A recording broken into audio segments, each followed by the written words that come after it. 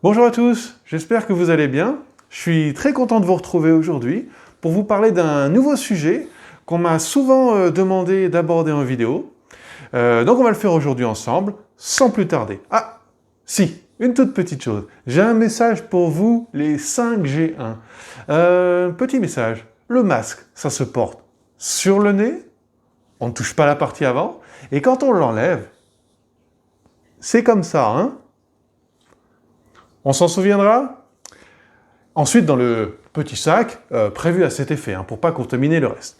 Alors aujourd'hui, je vous disais, nouveau sujet. Aujourd'hui, on va parler de quelque chose d'extrêmement intéressant en anglais, parce que c'est une notion très simple d'utilisation, mais qui permet de dire une myriade de sentiments, qui permet d'exprimer une quantité très importante d'émotions, d'effets de sens. Sans plus attendre, cet aspect-là de l'anglais, c'est la modalité. Alors, modalité, ça fait un petit peu peur, mais croyez-moi, c'est pas si difficile que ça. La modalité, c'est quoi? La modalité, c'est on fait un commentaire. En fait, la modalité, essayez d'y penser comme ça. Imaginez un jeu de base, sur lequel vous mettez un mode. D'accord? Vous modulez le jeu de base. Il y a quelque chose de différent dessus. Au lieu d'avoir simplement le jeu 1.0, le jeu standard, vous avez modifié quelque chose dessus qui fait que votre jeu va être un petit peu différent. Eh bien, c'est la même chose pour la modalité en anglais. Donc, partons d'un principe. Un principe très important. En anglais, il faut toujours essayer de rationaliser, voire de simplifier. Ensuite, quand on est plus à l'aise, on peut se permettre d'aller dans les nuances. Mais simplifions. Partons d'un postulat de base. I speak English. Vous vous rappelez l'accentuation, première syllabe accentuée, deuxième pas accentuée, English. English. Et ensuite, le I long de speak. I speak English. Donc c'est la notion sur laquelle on va essayer de travailler aujourd'hui. I speak English. Qu'est-ce qu'on a? On a I, le sujet, speak, le verbe, English, l'objet. C'est, comme on a vu dans des vidéos précédentes, c'est la structure de base, la structure sur laquelle on part pour formuler des phrases en anglais. Ensuite, ce qui va nous intéresser aujourd'hui, c'est d'aborder donc la notion de modalité. La modalité, on va commenter ce postulat de base. I speak English, je vais le commenter. Je vais dire que je peux le faire. I can speak English. I can speak English. Qu'est-ce que je dis là? En ajoutant ce petit mot-là, juste avant mon verbe, je dis que je peux faire ceci. D'accord? Je peux le faire. Imaginons que je suis, je sais pas, dans un examen, d'accord? Je vais reprendre mon postulat de base et je vais dire que je suis obligé de faire ceci. Par exemple, dans cet examen, je suis obligé de parler anglais. I must speak English. I must speak English. Vous avez vu? Toujours pareil. On prend notre petit verbe qui nous intéresse, enfin notre petit verbe, c'est plus compliqué, c'est un auxiliaire qui marche un petit peu comme un verbe, mais qu'on colle avant le verbe, d'accord? On le prend, must, on le met juste avant le verbe. Il est invariable, c'est toujours le même. Et ensuite, il nous donne le sens. Il varie considérablement ce qu'on veut dire. Donc, I speak English, pas de problème. I can speak English. Je dis que j'ai la possibilité de le faire. Alors après, on peut le contester ou pas, mais je dis que j'ai la possibilité de le faire. La capacité de le faire, d'accord? Must, eh bien, c'est l'obligation. D'accord? I must speak English. Et encore une fois, rien de très compliqué. Qu'est-ce qu'on a fait? Notre postulat de base, sujet, verbe, objet, I speak English, on a ajouté devant, juste, un auxiliaire de modalité. Des fois, on les appelle les modos. C'est souvent ce qu'on dit en cours d'anglais traditionnel.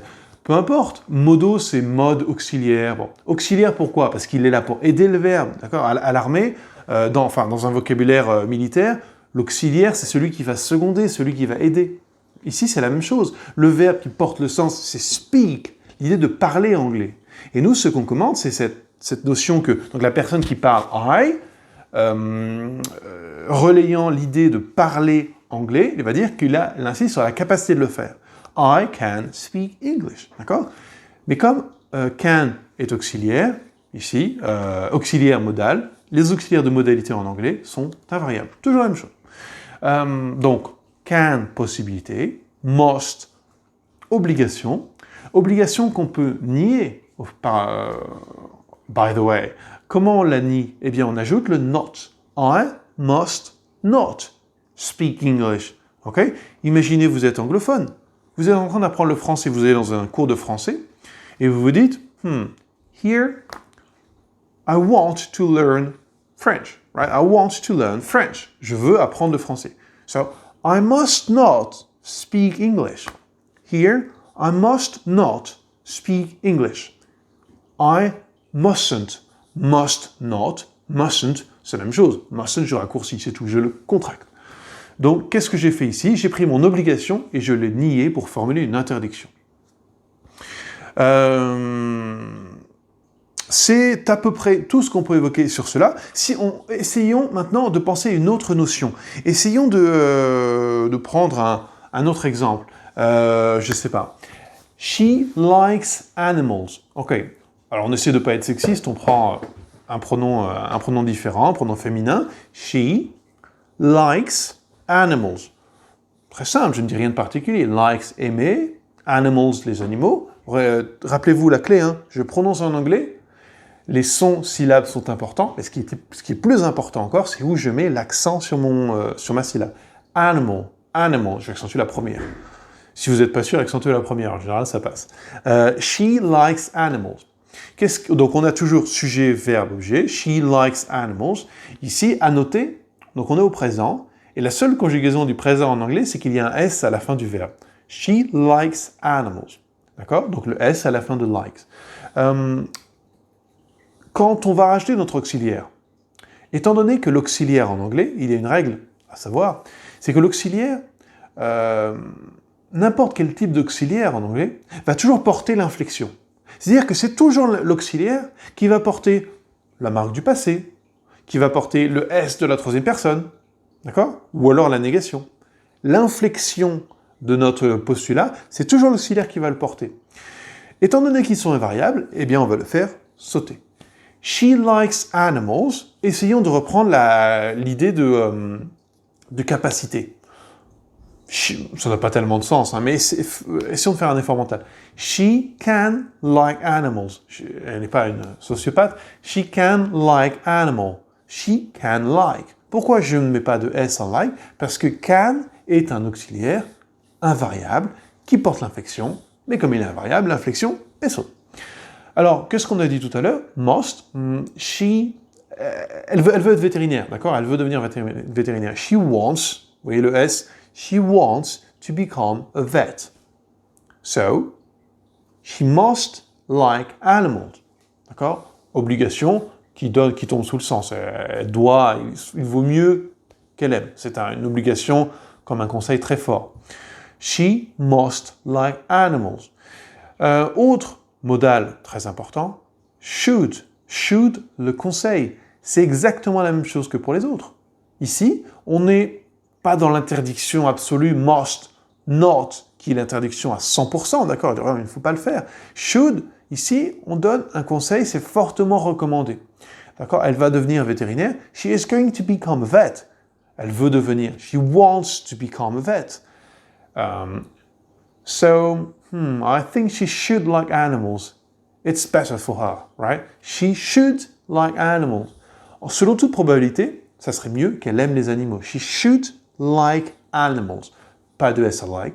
Le should est juste avant le verbe. Autre petite règle, on s'en fait pas mal aujourd'hui, mais je préfère condenser. Tous les mots en anglais, en O-U-L-D, ont le L qui est muet. Tous les mots en O-U-L-D, le L est muet. Should, could, would, tout cela, c'est la même chose. Donc, she should like animals, d'accord? She can like animals, she must like animals, can la possibilité, must l'obligation. She should like animals, should le conseil.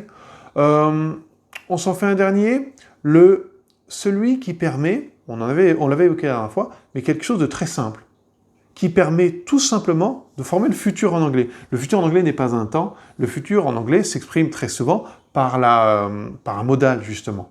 Par là, un modal, ce qu'on est en train d'évoquer, donc un modal relevant de la modalité, un auxiliaire de modalité, c'est simplement le petit mot will.